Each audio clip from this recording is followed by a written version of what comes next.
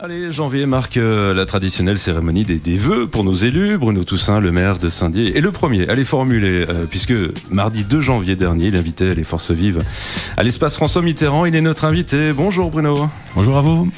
Alors avant de parler de ce qu'attend les Déodaciens, évidemment, petit bilan de 2023, les temps forts, les moments difficiles, qu'est-ce qui vous a marqué cette année-là ?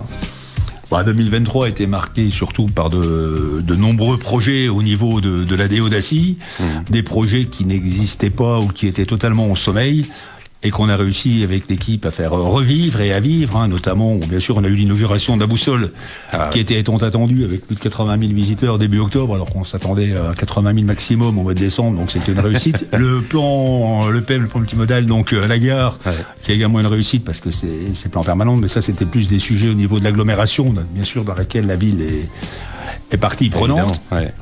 Également une excellente nouvelle que nous avons eue cette année, parce qu'on est des seules villes de France à avoir 2 sites classés au niveau de l'UNESCO, avec le classement donc de la nécropole nationale des Tiges, qui était classé donc au site de l'UNESCO, et ça fait 2 sites sur Saint-Dié, l'usine Le Corbusier, donc c'est un plus au niveau de l'attractivité de notre ville. Et cette année, bien sûr, il y a eu 3,5 millions, un peu plus de 3,5 millions de consacrés à la voirie.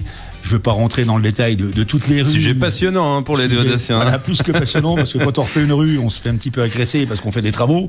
Et quand on les fait pas, on se fait également agresser. Et quand la rue est refaite, on va se faire agresser à nouveau parce que les gens roulent trop vite. Mais ça, c'est une habitude à prendre. Et c'est pas ça qui m'arrêtera donc au niveau. Donc là, en ce moment, c'est rue de la Ménantie. Elle a la rue d'Artillerie qui se termine. Aussi, oui. La rue du Général Bagarre derrière et la rue de la Ménantie en même temps. Donc elle sera pour 2024. Des gros projets. Ou également, on aura la rue de la Bolle l'an prochain, la rue Prouvé. Enfin, il y aura d'autres rues qui seront refaites sur la commune, on en reparlera tout à l'heure. Les bonnes nouvelles aussi pour 2023, bien sûr, c'est le retour de la BAC, ou au moins d'un groupe de GSP donc sur Saint-Dié, avec 7 nouveaux agents dans cette Et là, c'est beaucoup de jeunes agents qui arrivent sur Saint-Dié. Et quand je les ai rencontrés, j'étais très surpris parce que c'est des jeunes qui ont été très très bien classés à l'issue d'école, qui viennent de toute la France, du Nord et du Sud carrément. C'est pas une seconde zone, quoi. Voilà. Et ils n'ont pas été choisis par Saint-Dié, mais c'est bien eux qui ont choisi Saint-Dié dans leur affectation, parce qu'ils étaient tous dans la première partie du classement.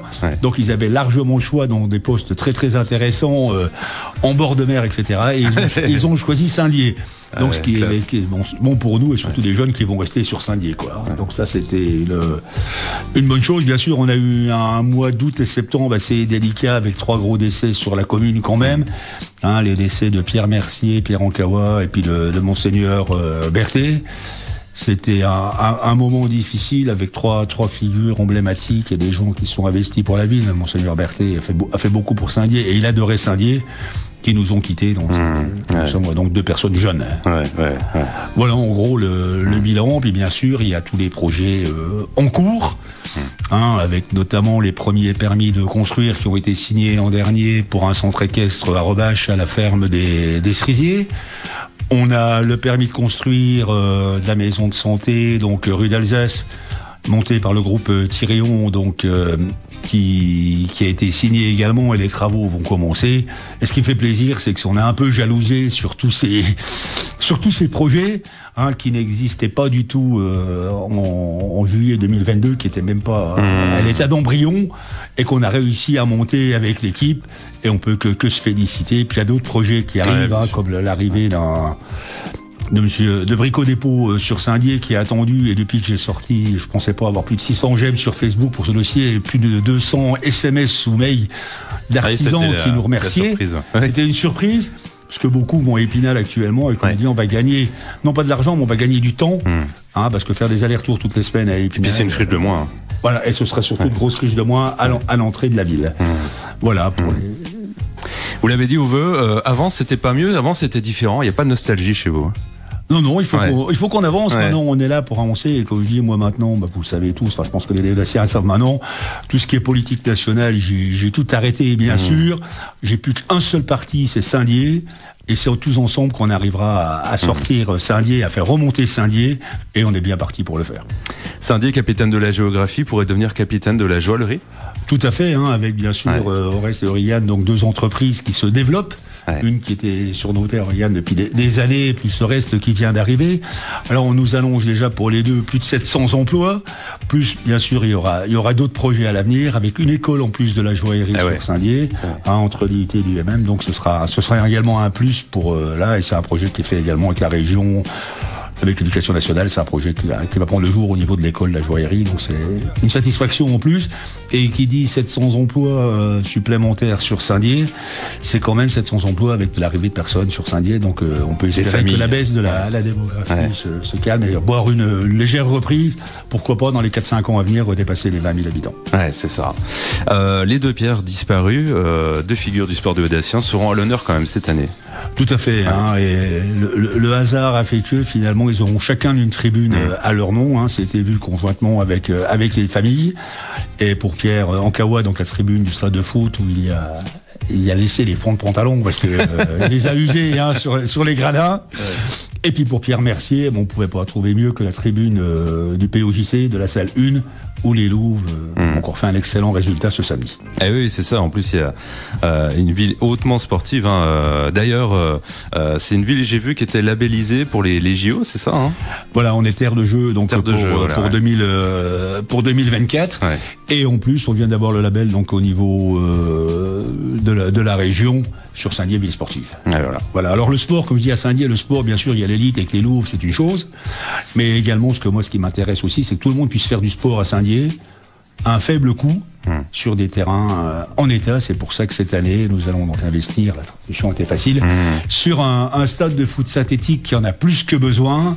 Et on se doit de faire des efforts au niveau des infrastructures sportives également. Et puis ça, on a vu, quand ils l'ont fait à Reims-l'étape depuis qu'il a été fait, il n'est jamais vide, quoi. Il y a toujours du monde dessus. Donc, voilà. Et là, ce sera le cas sur Saint-Dié aussi. Ce soir, il y aura une réunion publique sur un concept, une mutuelle communale. Je savais pas qu'on pouvait faire ça. On pouvait proposer.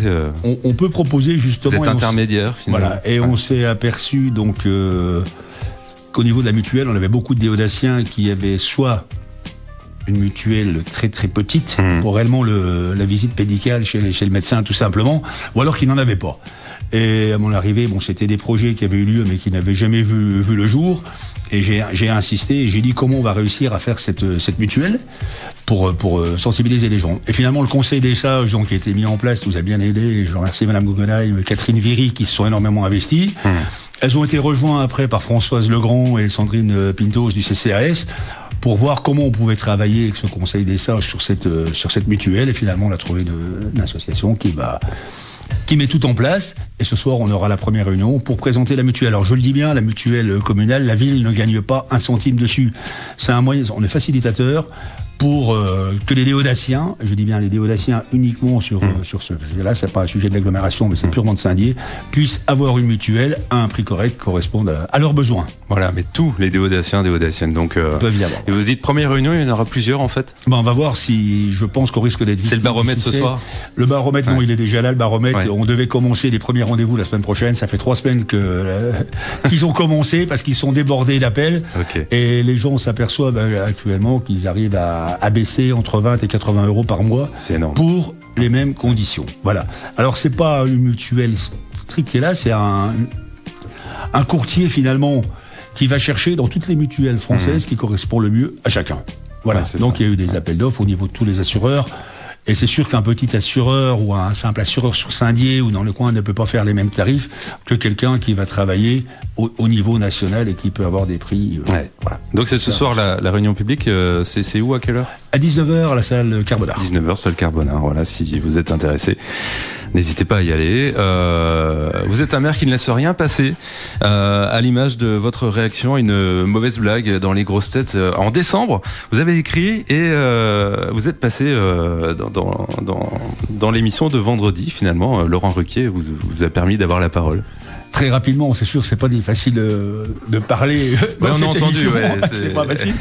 Mais on a réussi quand même à avoir des excuses, d'une part, parce que c'est pas normal qu'on insulte la commune.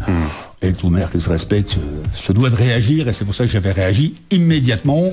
On avait eu les premières excuses dans la presse locale, et là ils m'ont invité donc à participer à l'émission, et moi je les ai invités à venir aux Figues.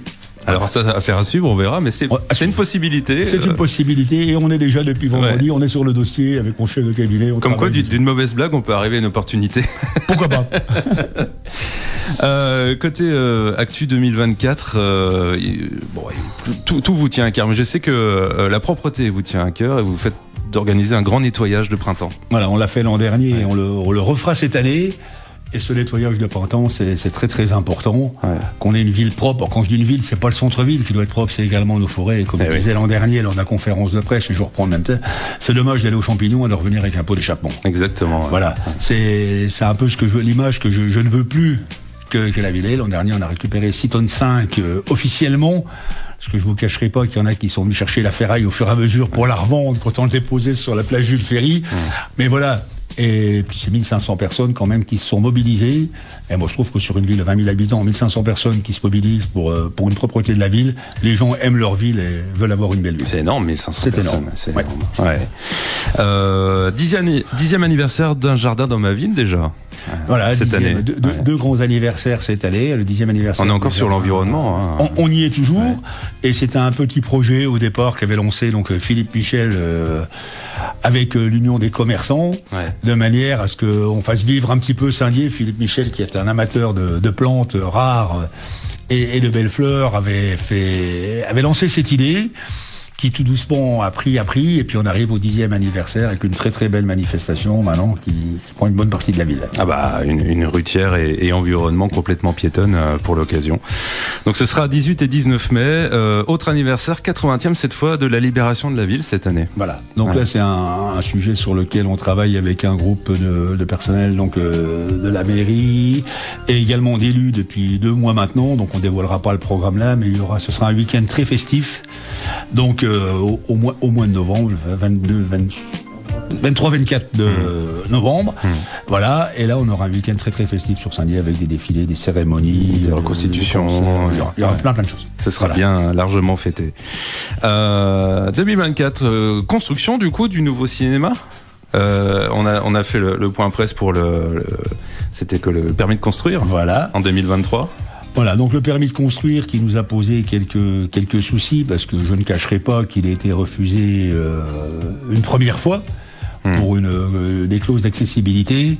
On a bien travaillé, on s'est rencontrés pendant les vacances de Noël encore avec la sous-préfecture, avec la DDT et tout, les associations d'handicapés, pour réussir à trouver un consensus. On l'a trouvé sans problème, et Thierry Tabarot, son associé, l'architecte, on était nombreux en mairie pendant cette période de fête pour travailler sur le dossier, on ne lâchera rien. Ouais.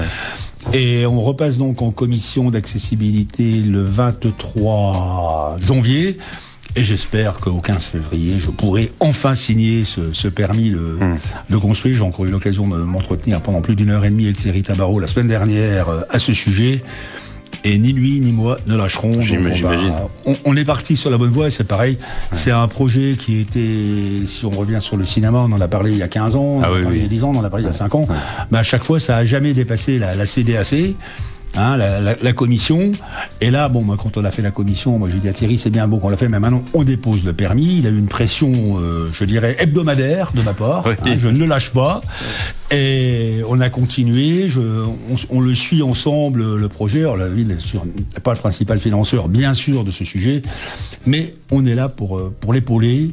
Et on va lui faciliter la tâche. Et d'ailleurs, on est en train de tout faire. Et normalement, je vous dis, au 15 février, je devrais mettre une signature sur le permis. Bon, on peut tabler sur une ouverture du coup début 2025 si tout se passe bien. Voilà, au plus tard, si tout se passe bien. Il y a 2 versions. Il y a Thierry Tabarot et son associé qui ont 2-3 mois de décalage dans le projet. Donc, on peut dire fin 24, début 25. On devrait enfin avoir ce cinéma qui est tant attendu. Et je dis, il n'est pas attendu par les Déodaciens. Il est attendu quand même par plus de 100 000 personnes. Le grand bassin de la Déodacie qui l'attendent avec impatience. Ouais. Évidemment, ça évitera d'aller beaucoup plus loin et d'en profiter sur place. Il a fallu reprendre le 12 août 2022, donc un mois après mon arrivée, le rendez-vous avec Thierry Tabarot, en lui disant, Thierry, il y aura un cinéma à Saint-Dié avant la fin du mandat. Je souhaite que ça soit toi. Si c'est pas toi, j'ai un investisseur qui veut bien mettre 5 millions sur la table. Et je l'avais. Voilà. Je l'ai toujours, au cas où, mais je sais que Thierry ira jusqu'au bout. Et l'autre investisseur a bien compris que ce serait pas lui qui l'aurait, que Thierry Tabarot le ferait avec Cédric. Et on aura quelque chose de bien. Surtout, en plus, le fils de Thierry nous a rejoint dans l'équipe. pour redynamiser avec de la jeunesse ce projet. Alors pour rappeler, Thierry Tabarot, c'est l'actuel gérant du cinéma à Saint-Dié. Tout à fait. Voilà, donc il est dans le milieu, évidemment, il connaît par cœur. Voilà. 2024, construction aussi d'un hôtel très attendu. C'est des points forts, parce que l'hôtel, quand il y a le FIC, tout ça, il faut pouvoir loger les gens. Alors il y a deux projets d'hôtel. D'ailleurs, on a 2 permis de déposer. Un projet donc par le groupe Morlot sur l'ancien site de chez Bâti en face du lycée Jules Ferry, qui est assez grand, qui est un hôtel à plus de 60 chambres. Et d'un autre côté, le projet donc de la base de loisirs de Monsieur Deveau, donc l'hypermarché Leclerc, qui est là aussi avec hôtel, restaurant, une MAM pour les enfants, une MAM qui sera très bien placée quand on sait que la société Orest est juste à côté, plus toute la zone commerciale. Ça se développe du côté du géoparc. Ça va bien se développer de ce côté-là, et ce sera un plus, une école de pêche et de loisirs, donc une zone plus sur le loisir et moins sur le commerce. Ouais. Mais voilà. Donc 2 très beaux projets également qui arrivent, et c'est tous des projets qu'on monte au jour le jour. Oui. Et le centre ECAD, vous en avez parlé, c'est pareil, c'est ouverture 2024 ? Ouverture 2024, là ils sont un peu bloqués. Je l'ai rencontré samedi après-midi, la propriétaire qui me disait le problème de l'humidité actuellement nous pose des soucis au niveau des fondations. Pour réaliser, mais ils travaillent sur le projet, ils ont déjà le matériel est là. Ce qu'il nous faut, c'est juste un petit temps sec de manière à pouvoir faire les fondations puis lancer. Ça va geler un peu là, ça va faire du bien. Ça va faire du bien.